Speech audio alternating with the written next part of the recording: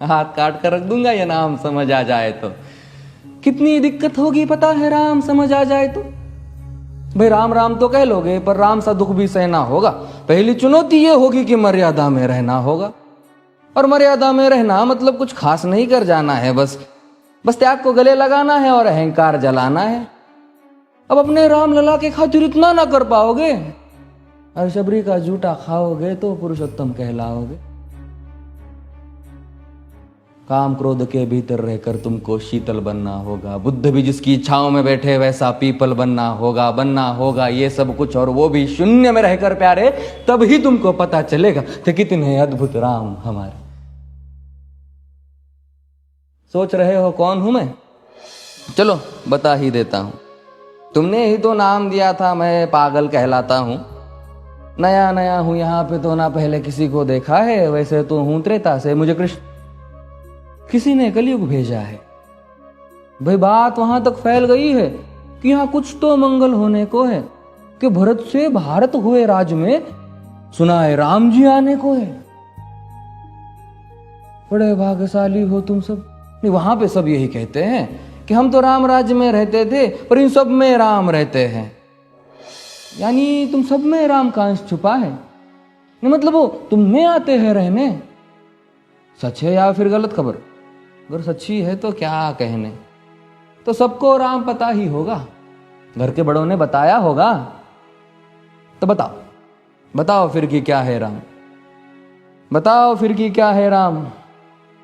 बताओ। अरे पता है तुमको क्या है राम? या बस हाथ धनुष तरकश में बांध, या वन में जिन्होंने किया गुजारा, या फिर कैसे रावण मारा लक्ष्मण जिनको कहते भैया, जिनकी पत्नी सीता मैया। फिर ये तो हो गई वही कहानी, एक था राजा एक थी रानी। क्या सच में तुमको राम पता है? या वो भी आकर हम बताए? बड़े दिनों से हूं यहां पर, सब कुछ देख रहा हूं कब से। प्रभु से मिलने आया था मैं, उन्हें छोड़कर मिला हूं सबसे। एक बात कहूं अगर बुरा ना मानो, नहीं तुम तुरंत ही क्रोधित हो जाते हो। पूरी बात तो सुनते भी नहीं, सीधे घर पर आ जाते हो। ये तुम लोगों के नाम जपो में पहले सा आराम नहीं।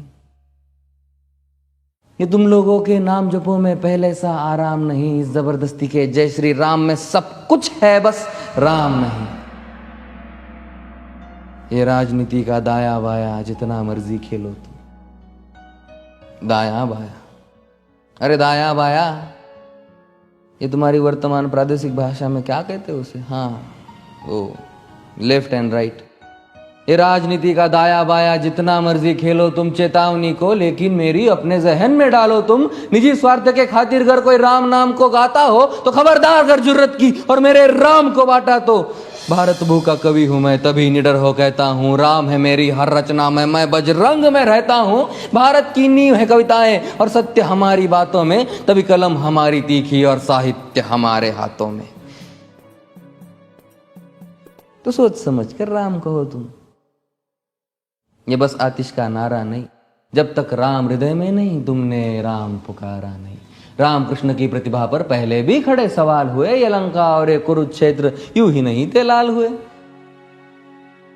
अरे प्रसन्न हंसना भी है और पल पल रोना भी है राम। सब कुछ पाना भी है और सब पाकर खोना भी है राम।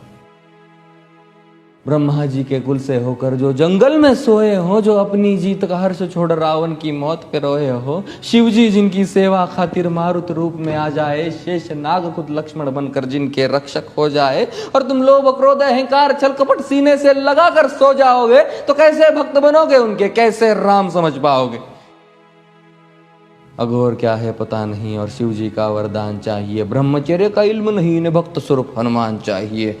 भगवा क्या है पता, लहराना सबको होता है पर भगवा क्या है वो जाने जो भगवा ओढ़ के सोता है। राम से मिलना, राम से मिलना, राम से मिलना है ना तुमको?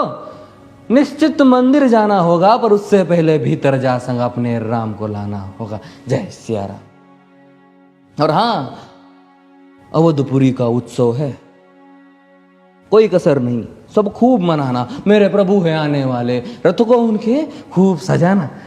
वो द्वापर में कोई राह तके है, मुझे उनको लेने जाना है। चलिए तो फिर मिलते हैं, हमें भी अयोध्या आना है। जय सिया राम। फिर से